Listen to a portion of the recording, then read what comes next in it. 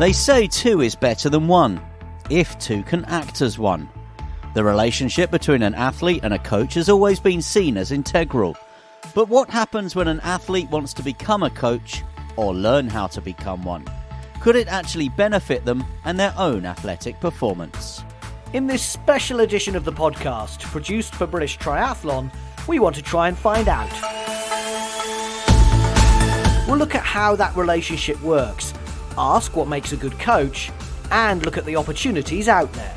And to do so, we're joined by two top names from the British Triathlon system, who are at very different stages of their coaching experiences. Hi, I'm George Taylor Brown and I am a British triathlete. I'm Mark Buckingham and I'm a performance coach for British Triathlon. It's important to find the right coach for you. Keep the athlete motivated, engaged and happy. One of the things that we were kind of all picked up on was that don't just tell the athletes what to do, give them a bit of ownership. We knew the sport inside out from an athlete's point of view, but we were all very new to the coaching side and we were going to learn so much. I think I've been very lucky in that I'm part of British Triathlon. I think it's brilliant. I don't see any fault in it whatsoever. Triathlon coaches and clubs up and down the country are really supporting athletes in all stages of their journey in the sport. We'll hear more about the work Mark's doing shortly. But firstly, Georgia Taylor Brown is a world and Olympic triathlon champion and won an Olympic silver medal at Tokyo 2020, despite getting a flat tyre during the final lap of the bike section. Recently, she took part in the British Triathlon Athlete to Coach programme, supported by the English Institute of Sport's More to Me campaign. And although it's a long way off yet for Georgia, it's aimed at preparing athletes for life beyond racing. The first coach that I remember was probably when I started doing a bit of hurdling when I was about 12 or 13. A guy called Andy. And yeah, I remember him and he was a lot of fun. He was a great guy. So I started doing a bit of hurdling with him. I didn't do it for too long because I think I realised I wasn't very good at it. But I tried. The nature of my sport, growing up, I had swim coaches and run coaches. And then when I started to do triathlon, I had a triathlon coach. So I've had quite a few coaches. Because I thought you were going to say your mum and dad were your first coaches, because that's where a lot of people start. And obviously with your mum and dad, they both, swam and ran to a very good level. But they didn't coach me ever. I'd probably call mum and dad the taxi service. Definitely not coaches. They took me to all my coach sessions. They didn't try and coach me. I reckon if dad could have it his way, he would want to coach me. But I didn't allow it. So I'd say they were definitely not my coaches. So tell us about the coaching setup that you've got now. You mentioned obviously in your sport there are 3 disciplines, as we know. So who have you got around you at the moment? We'll start with the first discipline, swimming. So we've got our swim coach, which is Russ Barber. And he came in around this time last year, I guess. So just before the games. So that was quite a hard period because I was really, really nervous for Russ starting because we were told that this swimming coach was coming in and I thought, oh, fantastic. He's going to take all the fun out of the training because in my head, swimming coaches are very serious and very strict. And so I thought he was going to come in and just make things really, really strict. So he came in and he's been great. Like he's just slotted right in. He's understood kind of how triathletes work and that we're basically tired all the time. So don't push it too much. Don't expect much from us in the mornings. And then I've got Ian Mitchell. I always forget his name's Ian because everyone just calls him Mitch. So yeah, when you say Ian, I'm like, who the hell is Ian? I don't know an Ian. We've got Ian Mitchell as our run coach. And then cycling, I am kind of my own coach for cycling. I sort of set my own sessions. I know what I need to be doing now because I know my body quite well. And I've just got like years of experience. So it's always kind of the same. And there's only so many ways you can mix up a bike session.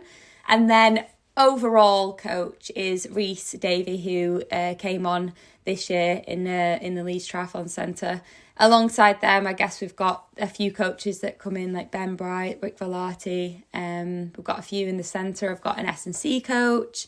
Physios are kind of involved with the coaching side as well. So there's quite a big team that keep me in one piece and moving forward. How important is that relationship then between elite athlete and that coach or coaching team? Oh, yeah, it's really important. And it's important to find the right coach for you. Some coaches are very coach-led. So they will tell the athlete what they need to do.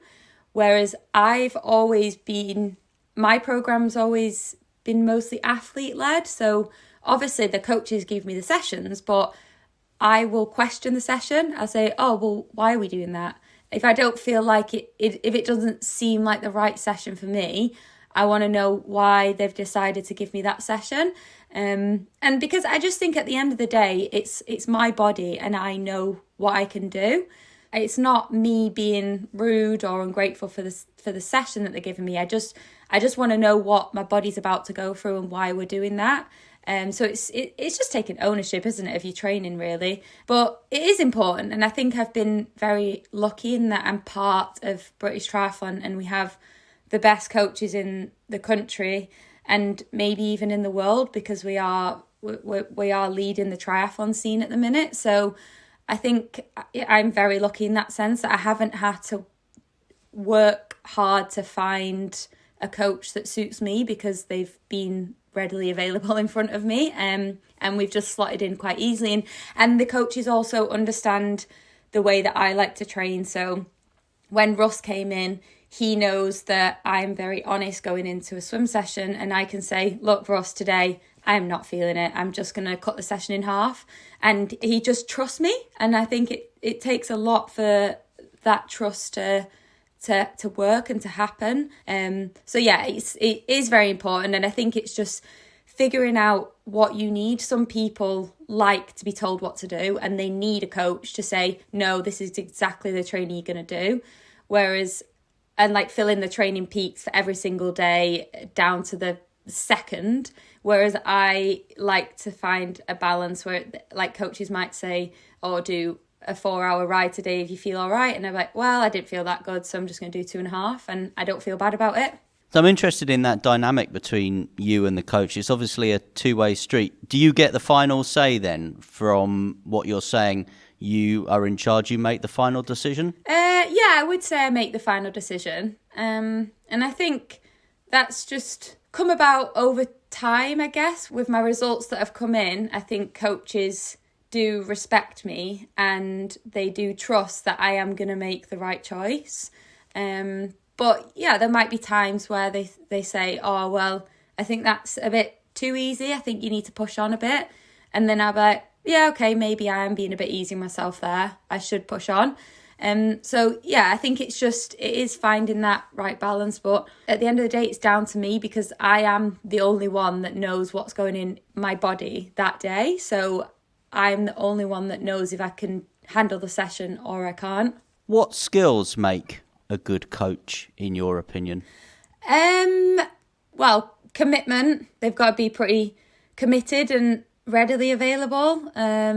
Like, just always there. If you've got to mix your session, like, I don't know, say I'm not around on a Saturday for a run session, then I might have to move my session to Friday, and they need to be there for me and be able to be at that session with me. So yeah, just committed to that, and understanding, respect for one another, really, isn't it? And I think just relaxed as well. I don't want it to be super serious all the time. I don't want to overthink things. That's how my career's always been. I don't want to overthink something, and I don't want to be pushed into overthinking it. So before a race, a lot of people might like to sit down with their coach and go through the exact plan that they want to do in the race. And all the coaches know that I don't like to do that. If I'm on a start line, then I'm ready to race. So we don't need to think about it. We don't need to plan it. I'm just going to go out there and do it. And you mentioned, obviously, in your career, you've had a number of coaches as you've progressed to become an Olympic champion. Do you think that's natural that an athlete and coach might have rather fleeting relationships, if you like, rather than something that maybe is a certain amount of longevity? I think it's different for everyone, and it just depends where you're at in your career. Some people might have the same coach for their entire career, and that's lovely. That's great if that works for you. But with me sort of leaving home, going to uni, getting injured, realising that wasn't the right setup for me, and then deciding that actually I'm going to be all in with the Leeds Triathlon Centre coaching, because I've been through quite a few different run coaches, and I'd say the reason for that is that when I started running, I joined a local club near me that was easy to get to and that my friends ran at as well. So that was the reason for me to be there. And it was an all-girls group, and that worked out quite well. But then as I got stronger at running and I got faster, that group wasn't pushing me anymore. And I was at the front of the group. So I just wasn't getting what I needed to out of it. So then I moved to a different club and to a different group that was a mixed gender group. So then I could have a male training partner that pushed me. And because that's what I needed. And then I moved away from home and went to uni. So that group didn't work anymore because I didn't want a long distance coaching relationship. That wasn't what I wanted, and it wasn't going to work. So then I moved to Malcolm Brown at Leeds, and then when Malcolm retired, I just naturally progressed on to Ian. So yeah, I think it just depends where you're at and if you're moving around, and university is going to change things a bit for people. But yeah, like I said, some people might find that they can just settle with one coach and that works for them. But it's a really hard conversation to have with a coach if you are going to think about leaving them. It's not nice because, like I said, going back to like values that a coach has, you do want that friendship there. It's not just them being your coach. You want to be friends with them as well, because it's just nicer that way. So it is hard. It's like you're ditching a friend, but I think a good coach will be understanding and they'll appreciate that. Yeah, it's not nice that you're leaving me, but I understand why you're doing it, and I really respect that decision. Obviously, we all hope that you have many more years yet as an elite athlete, but is coaching something that you are considering thinking about at some point in the future? Yeah, definitely. Yeah, I've been doing my level 2 triathlon coaching course with British Triathlon. So that worked out really great, to be honest, because we were given the opportunity to do it as a group. So even if coaching isn't something I want to do, it's nicer to get that qualification as a group. And right now I'm not actually thinking about being a coach, but when I leave the sport, I might be like, oh, I actually really miss it and I do want to go into coaching. So I've got that qualification. I'm kind of back end of my career now, so I have to try and think about things that I can get on my CV, because I realised I don't have anything to put on it at all. So that's a little bit of a worry. It was a bit stressful at the start, I'm not going to lie, because I graduated uni 7 years ago and I haven't really had to use my brain since then. So it was a little bit of a shock stepping into studying and using my brain again. But yeah, no, I have really been enjoying it, and we've just been sort of helping each other. What can you tell us about the course? How did it actually work out? Well, so it's mostly stuff just sort of going through the Learning Hub online, reading through things, submitting certain assessments and stuff. And then we had a 2-day practical, and I passed that, which is good. So I can coach in person, so that's great.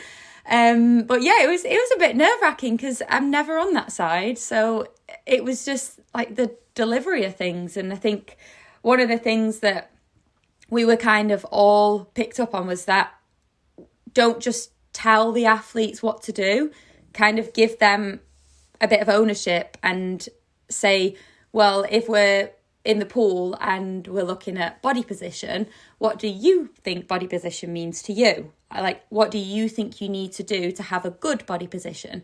So it's more, trying to get the athletes engaged and get them to answer the question, really. So I was like, this is great. And was there anything else about the course that surprised you? Yeah, I think breaking down each technique. So for cycling, I had to focus on dismounting. And I was like, it's really hard to sort of go back to basics and think, how do I teach someone how to dismount? This is so difficult. Because, you just do it naturally. So I think it made me realise you've got to think of different games as well to keep athletes engaged, and especially if you may be thinking about coaching kids. I learned quite a lot with different things you can do to help with keeping the athletes switched on and engaged. Did you enjoy it? Yeah, I did really enjoy it. I mean, it was 2 long and quite intense days, and I think it was nicer than just sitting on sort of, because we've done a lot of Zoom seminars, so it was much nicer to actually be in person with each other and doing the physical coaching, because that is what coaching is really. It's the physical side of it. I've just got a few more things to do now. I don't enjoy doing risk assessments. They're terrible. So having done the course, has it changed the way you think as an athlete? Are you now more aware of what the coaches are saying and doing, and perhaps why? I wouldn't say what the coaches are delivering, but it's more the skills, so breaking things down. So I think when I started training again after doing those 2 practical days of the course, I started thinking about ways I can break the technique down and how I would be able to deliver that to a 10-year-old, so I can help them to build that skill better. It's more looking at, like, in the pool, there's different levels of swimmers that we had, and looking at them, I didn't really think about how am I going to improve someone's swimming. Like, if their hips are sinking, I don't know how to improve that, because for me, I know what to do with my body if my hips are starting to sink, but how do I teach someone else how to do that? So it's just those little techniques and skills that you think about more now that I've done the coaching course. Like, how am I going to teach this to someone else? How do I teach someone how to corner on a bike? How do I give them the confidence to dismount at speed? How do you teach them different foot strikes and heel flicks and knee drives? So you do try and break everything down now, and I'm like critiquing all of my skills. It's only a good thing, because it definitely helps me as an athlete improve my skills as well, because it makes you think about all those little tiny bits even more. Because you said earlier that you hadn't really thought about coaching as a future career, but has this maybe whetted the appetite a bit more? Right now, I don't want to coach right now. No way. It's a full-time job. I won't be able to do that. I don't think I could get back from training and sit down and set someone else's training. Right now, I'm not sure what level I would want to coach at as well. I don't know whether I would want to coach kids, because that's probably the trickiest one to coach, because like I said, you are having to strim everything right back to the basics. So I'd probably want to coach elite athletes, because that's the field that I've been in, and I think I can share some knowledge. But it's not something that I want to do right now, and I'm not even really thinking about coaching, to be honest. But I might change my mind. When I retire, I might want to go into coaching. But I guess it's good to know that at least the pathway is there, and British Triathlon are helping you if it is something you choose to do in the future. Yeah, definitely. Yeah, it's been really good doing it as a group. Georgia Taylor-Brown. Now, although there's coaches and clubs supporting athletes across the UK, like Georgia, Mark Buckingham has competed at an elite level. He is a 4-time national champion in duathlon and triathlon. He was the former training partner for the Brownlees. He's been a paratriathlon guide and is now a paratriathlon pathway coach for British Triathlon. Coaching was always attracted to me. Purely my dad was a coach. He was a sprinter and then an athletics coach. I've got a similar sort of personality to my dad, and there was a little bit in me that I always thought I could potentially make a better coach than an athlete. So let's see which avenue Georgia goes down, but to be a better coach than she is as an Olympic medalist, and it's quite a tall order to make, whereas I wasn't quite at that same level as Georgia. And I always kind of had in my back of my mind that coaching is something that I wanted to get into. But yeah, I did that same course 9 or 10 years ago. And funnily enough, it was sort of a similar setup to what the guys and girls in Leeds did and Loughborough. this time round. So I was an athlete in Loughborough at that point. I think it was like 2012, 2013 when I did it. And I travelled up to Leeds to do the course with Rhys Davey, who's now the head coach in Loughborough. Fast forward, and now I'm a stepped away from professional racing, and I'm a full-time coach. It was brilliant to do that course, but also do it with other athletes as well. We were all kind of on the same page. We knew the sport inside out from an athlete's point of view, but we were all very new to the coaching side, and we were going to learn so much outside of just what swim bike run's about.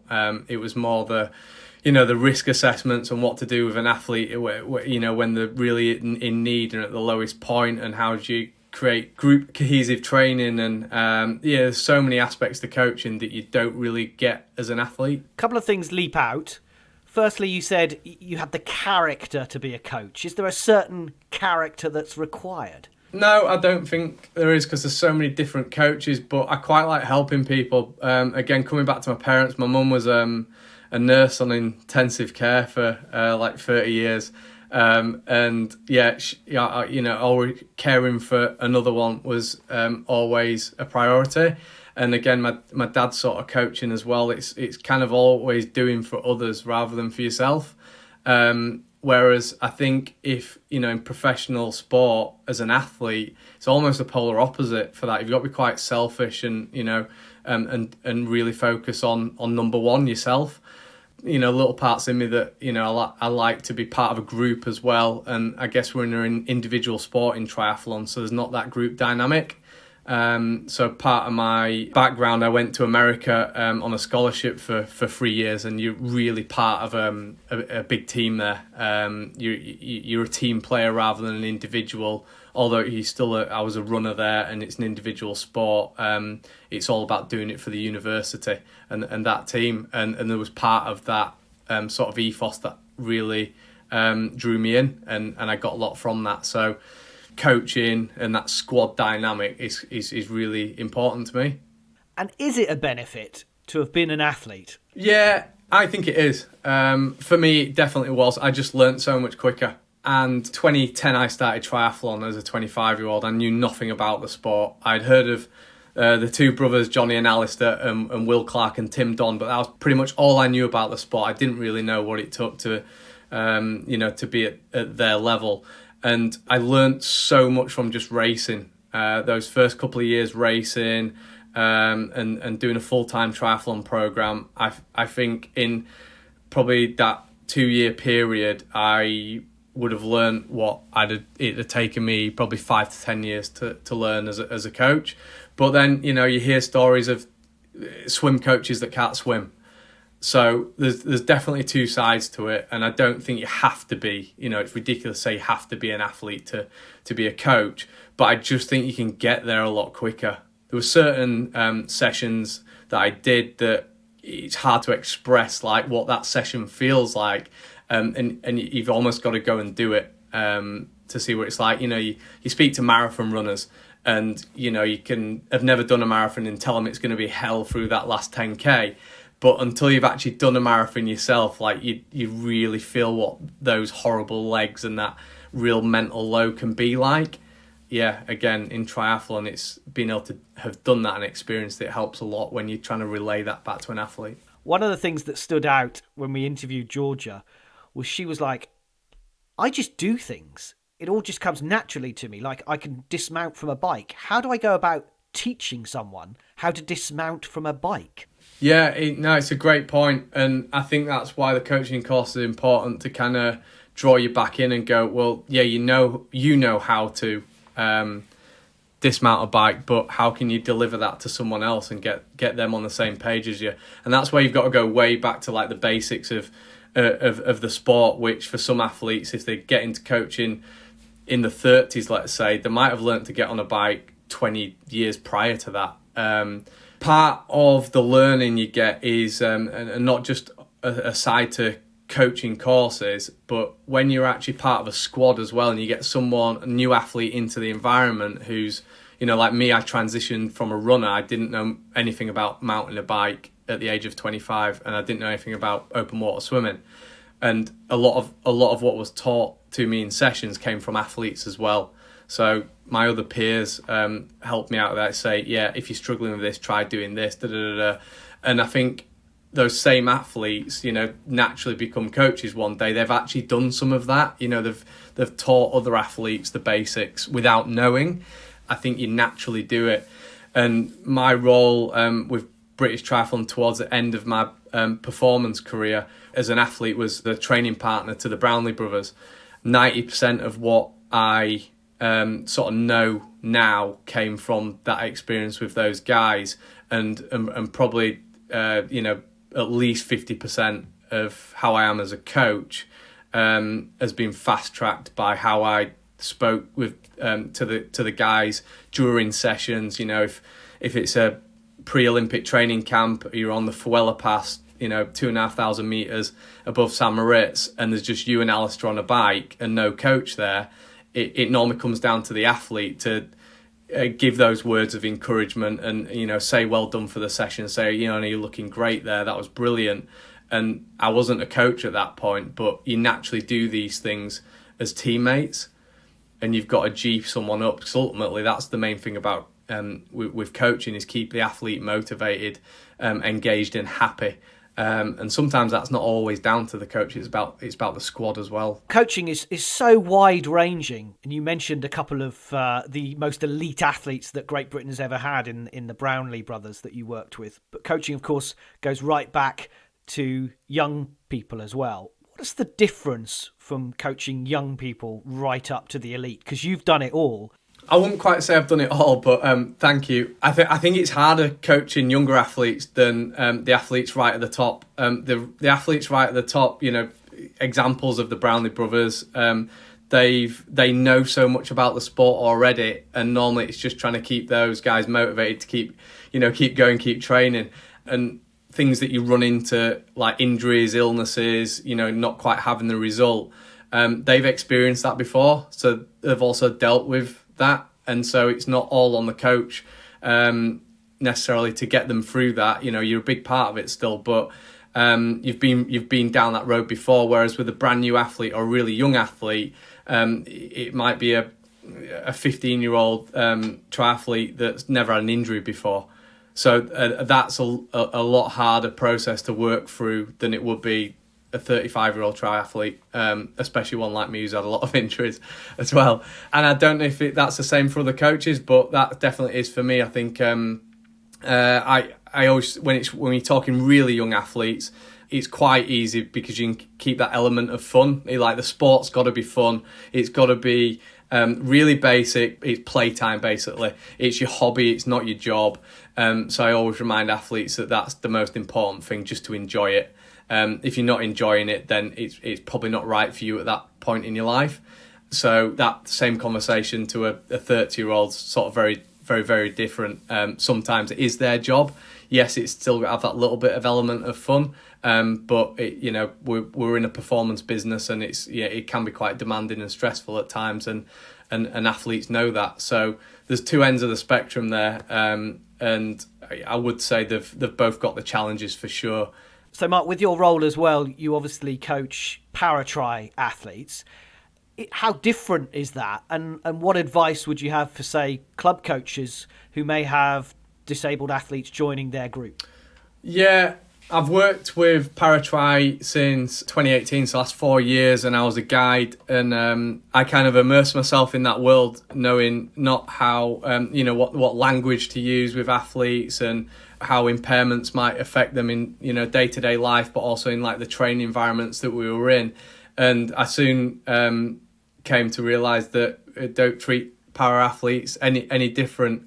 One of my first experiences was with a wheelchair athlete, and I could see they had as much kit as I had to carry with, and it was, don't assume that they can't carry it, but it's more than polite to offer a helping hand to anyone.